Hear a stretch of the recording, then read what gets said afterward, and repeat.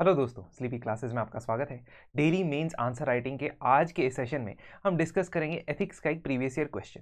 दोस्तों, जब भी मैं एथिक्स के क्वेश्चन डिस्कस करता हूं, मैं कोशिश करता हूं कि हम बहुत सारे PYQs या प्रीवियस ईयर क्वेश्चंस कवर कर लें जो पिछले 7 या 6 साल में पूछे गए हैं। इसका कारण ये है कि हमें एक काफ़ी रियलिस्टिक आइडिया लग जाता है कि किस तरीके से हमने अपने आंसर्स को मोल्ड करना है, किस तरीके की एक्सपेक्टेशन यूपीएससी रख रहा है, कौन से टॉपिक्स में से रेपिटेटिव थीम्स पे बार बार सवाल पूछे जाते हैं, चाहे वो डायरेक्ट थ्योरी के फॉर्म में हो, चाहे वो केस स्टडी की फॉर्म में हो, या चाहे वो आपके कोटेशंस की फॉर्म में हो। तो इन सभी फॉर्मेट्स के अंदर हम देखते हैं कि यूपीएससी कई बार आपसे कोट्स या कोटेशंस की बात करता है।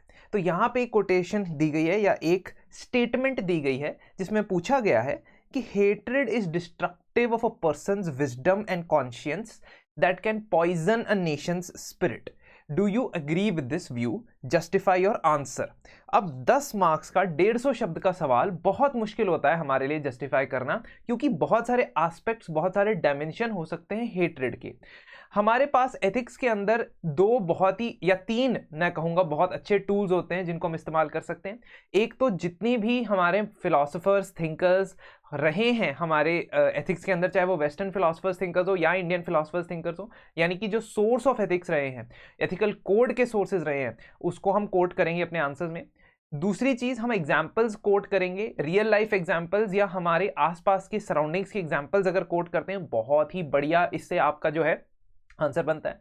और तीसरी चीज, आप कोट्स या फेमस लाइंस जो किसी ने कही है प्रीवियस यूपीएससी के क्वेश्चन पेपर से ही उठा सकते हो, क्योंकि कितने सारी तो चीजें हमने देखी हैं कि कोटेशन के फॉर्म में ही पूछी जा सकती है। तो उसका अलग से आप एक डेटा बैंक बना सकते हो, एक सोर्स बना सकते हो, जहां से हम ये देख सकते हैं कि पिछले यूपीएससी के क्वेश्चन पेपर में कौन कौन सी कोटेशन पूछी गई थी। तो उस हिसाब से हम इसको हैंडल कर सकते हैं दोस्तों।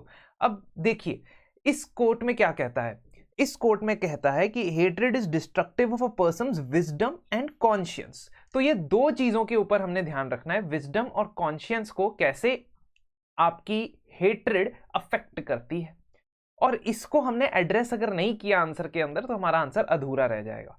फिर ये भी कहता है it can poison nation's spirit. तो जो ओवरऑल इथॉस होता है किसी नेशन का, उसका भी हम एग्जाम्पल देंगे। जैसे यहां पे हमने नाजी जर्मनी की एग्जाम्पल दी है अपने आंसर के अंदर कि पूरे नेशन का जो एथॉस था या पूरे नेशन की जो स्पिरिट थी वो पॉइजन हो गई थी because of hatred against certain communities. ठीक है, वो हेट्रेड अगेंस्ट सर्टन कम्युनिटीज जो है बहुत सारी चीजों को डिसरप्ट कर देता है। तो हेट्रेड एक बहुत ही नेगेटिव और स्ट्रॉन्ग इमोशन है। कई लोग तो ये भी कहते हैं कि लव यानी कि प्यार से भी ज्यादा स्ट्रॉन्ग इमोशन हेट्रेड या नफरत का होता है।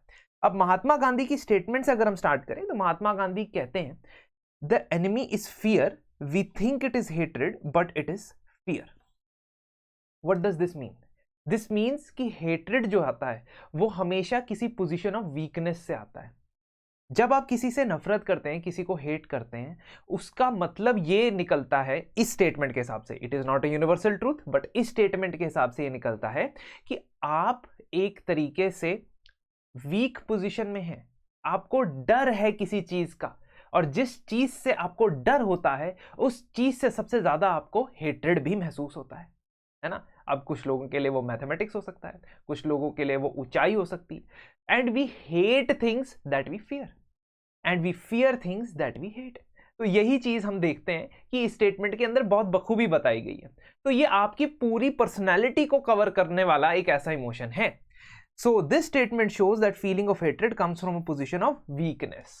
अब हेट्रेड का विजडम और कॉन्शियंस के ऊपर क्या इंपैक्ट है, सीधा पॉइंट पे आ जाएंगे इस आंसर के ऊपर। कोई कहानियां नहीं बनानी, क्योंकि 150 शब्द हैं, 150 वर्ड्स हैं।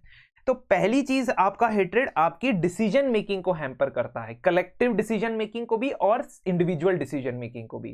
तो अगर आप किसी individual, community, section of society के अगेंस्ट हेट्रेड की भावना रखते हैं, तो आप अगर किसी ऐसी पोजीशन में बैठे हैं जहां आपने ऑब्जेक्टिव डिसीजन लेने हैं, आप ऑब्जेक्टिव डिसीजन, न्यूट्रल डिसीजन नहीं ले पाएंगे।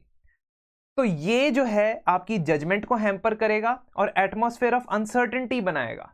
For example, during a natural calamity, if you are among the first responders or if you are handling the relief operations, then you may have certain bias towards certain community or certain localities or certain areas, regions, और उन लोगों की हो सकता है मदद आप एक ऑब्जेक्टिव तरीके से ना करो।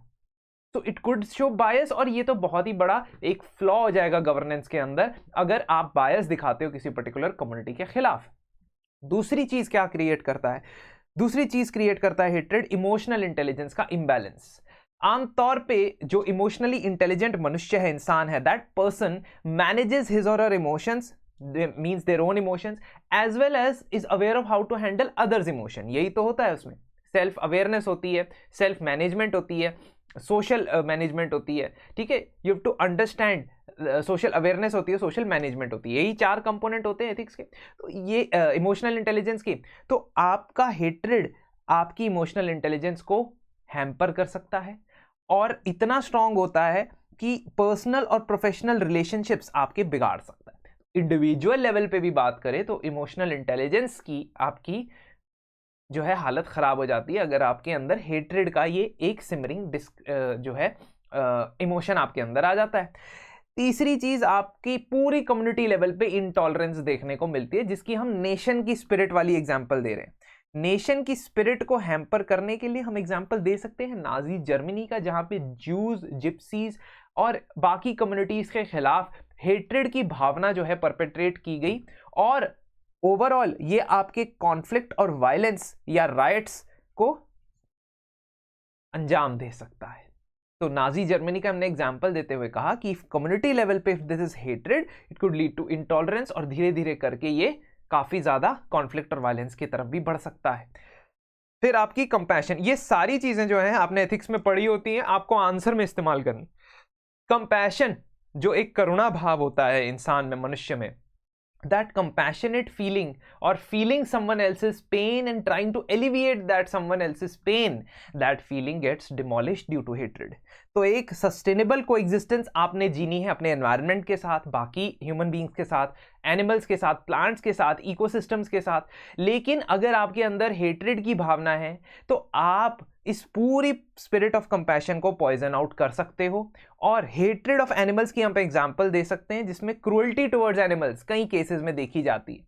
तो ये जो है ना हमारी को एग्जिस्टेंट जो इकोसिस्टम बना हुआ है, हम एनवायरनमेंट के साथ को एग्जिस्टेंस में रहते हैं, एनिमल्स के साथ, प्लांट्स के साथ, इस सारे बैलेंस को हैम्पर कर देता है। तो नेशनल स्पिरिट के साथ साथ ये आपकी इकोलॉजिकल और एनवायरमेंटल स्पिरिट को भी हैम्पर कर सकता है। यहाँ पे ये पॉइंट टच किया गया है। एंड फाइनली और अल्टीमेट प्रॉब्लम क्या है हेट्रेड की, कि ये आपकी खुद की सिचुएशन को हैम्पर करता है, आपकी ग्रोथ को हैम्पर करता है, क्योंकि ये सारी चीजें इंडिविजुअल के सेल्फ को हैम्पर करती हैं। अल्टीमेटली अगर मैं बात करूं तो आपका कॉन्शियंस था क्वेश्चन में, कॉन्शियंस आपको हमेशा मॉरली करेक्ट जजमेंट्स की की तरफ ले जाता है, लेकिन हेट्रेड आपको मॉरली और एथिकली इनकरेक्ट जजमेंट्स की तरफ या इनकरेक्ट डिसीजंस की तरफ ले जाता है। तो जो ये आपको दोनों तरफ से खिंचाव महसूस होता है, आपकी कॉन्शियंस वर्सेस हेट्रेड, ये दोनों ऑपोजिट डायरेक्शन में काम करते हैं। तो ये प्रॉब्लम, ये अगर इस तरीके की क्राइसिस ऑफ कॉन्शियंस आपको देखने को मिलती है तो आपकी खुद की फिजिकल और मेंटल हेल्थ भी अफेक्ट होती है। तो ये चीज हमने ध्यान में रखनी है कि सेल्फ हार्म भी हो जाता है because of the feeling of hatred. लेकिन मैंने थोड़ा सा ट्विस्ट डाला आंसर में, मैंने 2 ऐसे इंस्टेंसेस बताए हैं जहां पे हेट्रेड लेजिटिमेट भी हो सकता है और इसको आप फंक्शनल यूज के लिए इस्तेमाल भी कर सकते हो, जैसे हेट्रेड फॉर टेररिस्ट और हेट्रेड फॉर करप्शन। अगर ऐसी चीजों के खिलाफ हेट्रेड है, अगर किसी इमोरल, अनएथिकल, इलीगल एक्टिविटी के खिलाफ आपका हेट्रेड है, तो आप उससे सोसाइटी को बेहतर भी बना सकते हो। तो ये 2 एग्जाम्पल्स अगर हम देंगे तो ऐसा लगेगा कि हम कुछ एक्स्ट्रा सोच रहे हैं इसके अंदर, अदरवाइज बाकी चीजें तो शायद एक normal linear thought of thinking में, लाइन ऑफ थॉट में आप वैसे भी सोच लोगे। लेकिन टेररिस्ट के अगेंस्ट हेट्रेड या करप्शन के अगेंस्ट हेट्रेड, क्राइम के अगेंस्ट हेट्रेड आपका होना चाहिए, है ना। तो इसको हमने थोड़ा सा एक्सप्लोर किया आंसर में।